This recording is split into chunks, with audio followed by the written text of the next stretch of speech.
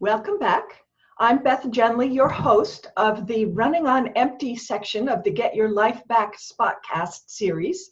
And today we're welcoming Kimberley Bell, who is a Transformation Life Coach and also author of Empowering You, 11 Ways to Shift Your Personal Paradigm. Kimberly makes weekly videos for her subscribers in which she helps them with small changes in their lives because she believes that small changes and small shifts create a cascade of changes that cause radical improvements in your life over time. So Kimberly, I'm really glad you're here today. Thank you so much for joining us. I'm really eager to hear more about this whole idea, starting with the title of your segment, Presence Creates Space. I'm so curious, what do you mean by that? Hi, Beth. Thank you. Thank you for having me. I'm excited to be here. Hi, everybody. So when I talk about presence creating space, most of us are not so aware of presence, right? So when I talk about presence, number one, presence is being right here, right now, right? And when we're right here, right now, there are things that happen. We start to feel better. Right? There's no anxiety attached to the past, and there's no anxiety attached to the future. So when we are actually able to be present in this amazing moment of now, we can create a lot of things, and space is one of those things. And how I mean that is, when I talk about space, we can create space. We create space within our minds. We create space within our bodies. And we create space schedule-wise in our lives as well. We create a lot of space. So that's really what I mean. I love this concept because when you're running on empty and your day is really crowded, it feels like there's no space at all, like you're being crushed almost. So to have this idea that it's possible to just expand a little bit and feel more spacious, just thinking about that makes me feel better. It does feel better. And there are a lot of us who are type A personalities, okay, and run. And yes, I am the person who burned out her adrenal glands and ended up in the heart ward at age 40. I get it. And of course, through that experience, I'm able to be here today and talk to you guys today about why it is so important to, slow down. We don't think we have the time. We really do have the time. It's an old program and a thought pattern that's associated to fear, right? To lack, like a lack mentality that keeps us from realizing that we do have time. And of course, we have to learn this and experience this to be able to really know this. But some benefits to being able to enjoy and invite even a little bit of presence into our lives. I just want to talk about some benefits because they're huge. Benefits of this are because we free up the mind, okay? Because we enjoy less stress, as you just said a minute ago. It makes us feel just like, oh, I can breathe, right? So what happens when we're able to do that? We're able to be more productive in our lives. We're able to have better focus on what it is that we're trying to do. We're able to have our creative juices flow, right? We're able to tap into our higher knowing, our intuition, which we all have. However, we have to allow a little bit of space on a regular basis to be able to invite this presence in. And presence can be done anytime, anywhere, okay? We just were in the boardroom, just had a very stressful meeting, and thinking about taking 10 minutes to decompress it can feel impossible, okay? But when we realize and we can experience the benefit of what it is to just shove the entire world away it doesn't even have to be 10 minutes, for maybe 3 minutes. And there are tools out there today that can help us do this. There are like these things called binaural therapies that can help us go to a place quickly where we just kind of go, even just breathing, to be honest with you, is very powerful. However, when we're able to do that, then we put a little space between us and the emotional connection, right? Getting pulled into the boardroom conversation or meeting that just went down. Then we're able to actually be more in the driver's seat of our day, right? And when we're able to do that, we can be intentional about everything we're doing, right? We're more in charge of the things that come out of our mouth, the thought patterns that we have, in our mind, the way that we're being and we're actually experiencing our lives. But those are just a few benefits. There's a ton of benefits. We have this internal navigation system, okay? This is the place where we make decisions. And being present is what sharpens that internal navigation system, because we actually create a space to connect with self through this process. And when we're able to connect with ourselves, we're able to move through life very differently, right? Most people's focus is on the outside of themselves in life. Therefore, they're disconnected, often making decisions and living life very disconnected, right? We're constantly barraged by, social media and the the outer world. But when we become present, we come back. This is our home base, really, the place where all of the major and amazing stuff can really come out of us. The space and all of it happens on the inside and comes out of us, right? I'm totally with you. If I can Yeah. interrupt for a moment, Yeah, sure, I have a feeling, I know for me at one time, yeah, the idea of connecting with myself was kind of scary, because I knew what I'd find out was that I was exhausted, that I was kind of miserable, and that things needed to change. And I felt pressured to keep them the same. So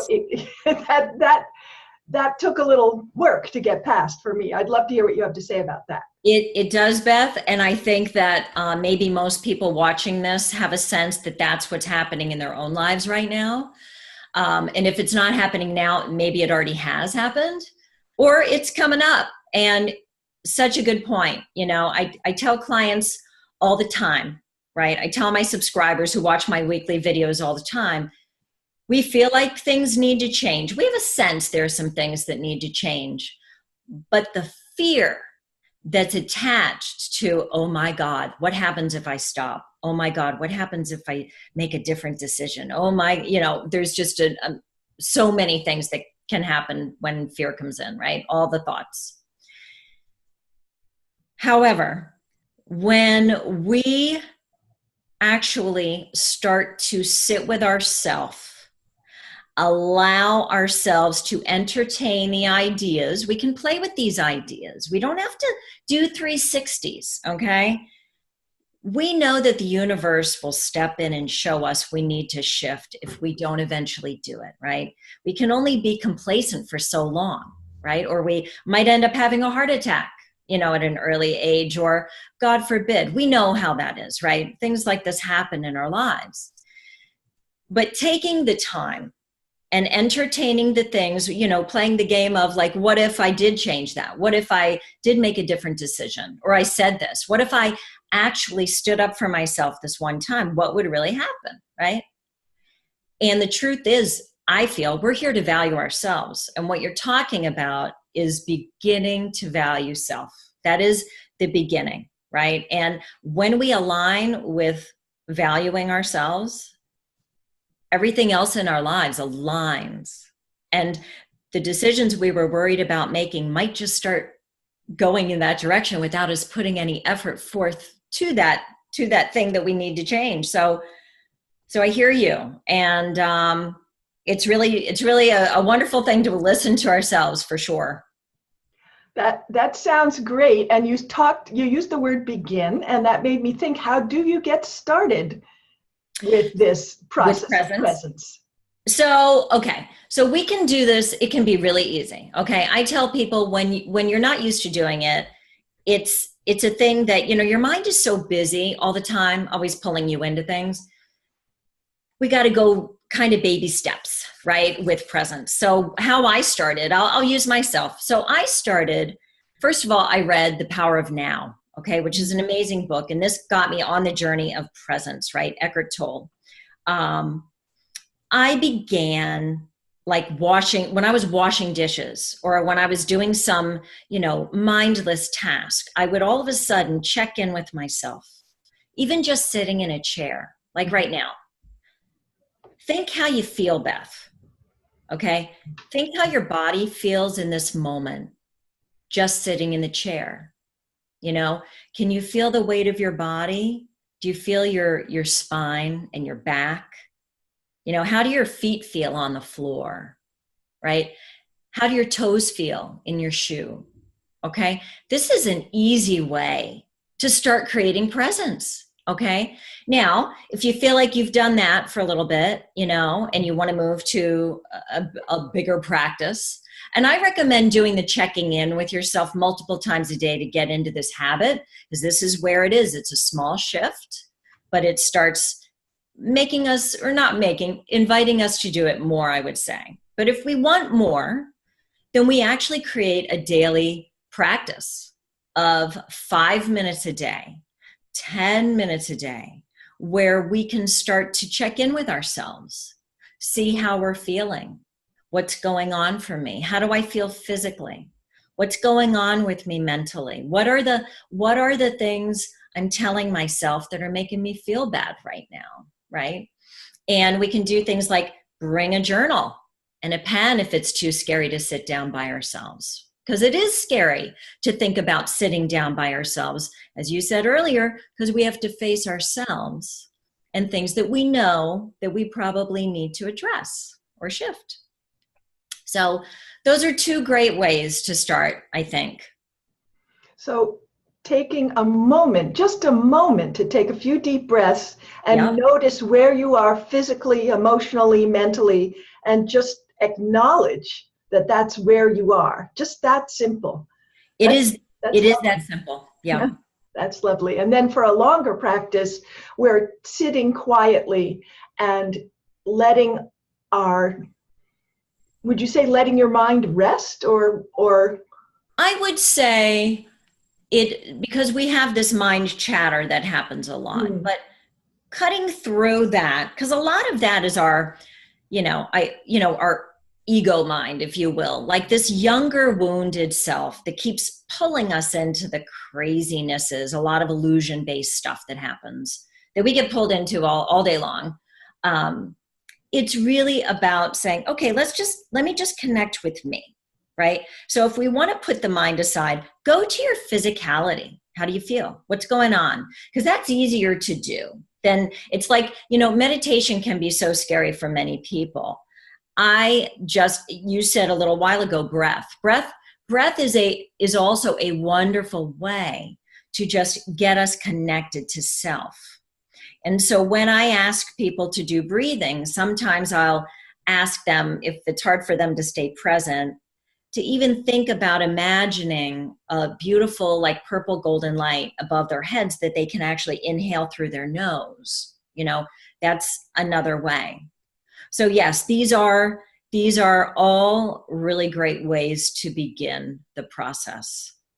And once we experience the way it feels, I think we want to keep coming back for more, honestly. Indeed, I agree, very much agree. So what, in the context of the exhaustion and frustration of running on empty, why does it matter to take this time to create this space? Well, it matters. I guess it matters for a lot of reasons, okay? It matters because we need to connect with ourselves in order to be in the driver's seat of our life, in order to be our own creator, our own manifester, because we really are our own manifestors in this world. We've kind of bought into the idea that we're victims of things that happen to us, but it really works the other way around. You'll need to expand on that a little bit for us, I think. Okay, sorry. Let me just back up. Let me say this. So that we don't end up in the heart ward when we're 40, 45 years old, right? We want to allow this presence to come in so we can connect with ourselves. Because when we connect with ourselves, our decisions, we understand ourselves better, we get to know ourselves better, what we want. Do we make decisions for other people more than we make decisions for ourselves? And if that is the case, why do we do that? Why do I find myself giving to everybody else but never asking back for myself, right? These are the beginnings of valuing self, getting connected, and this is where everything else grows. It's like a new foundation. It's a new way of living, right? Mm-hmm. So that I would say. Now, what did I just say that you felt like I needed to elaborate on? That about the victims, that it works the opposite, that we're not victims. So the way here's my perspective, okay? So we've all been raised with things around us like, we all value hard work, right? But what were the things that were said around working hard? Everyone got a lot of attention for killing themselves for the job, right? But what we realize is that's really unhealthy, right? Because if we don't have ourselves physically, mentally, emotionally, we can't perform at our job. We certainly can't excel at our jobs. So in order for us to be highly profitable for our jobs, we have to be that way for ourselves as human beings. And we've kind of been raised from more of a I'm not good enough foundation, right? Mm-hmm. But I do believe, okay, and that goes with what I call the victim circumstance, which is where life happens to us, right? There's a big energy thing that happens here because everything is energy. Our thoughts, our words, our actions, our feelings, these are all energy. And what we put out, we've heard of the law of attraction. What we put out is exactly what we get back. And that's the creation. Mm-hmm. If we're attached to this victim consciousness or this I'm not good enough feeling inside of myself, then my vibration doesn't go high enough to shift it into the place I'd really like it to be. Mm-hmm. So I'm a firm believer that we are good enough as we are. Before we even get started, that's what we are, okay? When we start from that foundation and that platform, wow, we can go far, right? We can create, we are unlimited, honestly. But if our mind stays small, attached to the worry about everybody else, right? Instead of connecting with ourselves and knowing the truth of how we feel with the decision we made, with the relationship, with what I'm doing for the rest of my life. It's a very different way of living and experiencing life. You know what I mean? I do, yeah. Did I explain it okay? I think so. Okay. I'm loving this idea. So we've almost got now presence creates space and a new foundation. Brand new. And I think with a stronger foundation, a more solid foundation of who we are, right, then we really can expand. You can go anywhere. Right. There's no ceiling. Glass or otherwise. That's right. It expands. Yeah. How beautiful. Yeah. Right. Well, I think that brings us to your gift for our viewers today. Oh, great. Okay. Well, I've got two things. So if everybody wants to go to my website, which is www.onetruejoy.com, okay, you can become one of my subscribers. And when you are a subscriber, you get a free video every week. They come out on Tuesdays. They're relevant. I talk about things that are happening in our lives, tools that we can use in our relationships, how to navigate valuing ourselves, start to appreciate ourselves, start to allow others to be as they are, which is a really tricky one. I try to help people make small shifts in their lives to create big changes, right? And oftentimes people, get afraid because they think they have to make big changes, but they really don't. So my tools are really kind of simple and kind of basic. But on my website also, you can download 11 ways to master your mood, which is getting an email for 11 days. And it's just some different ideas, some strategies, some journaling.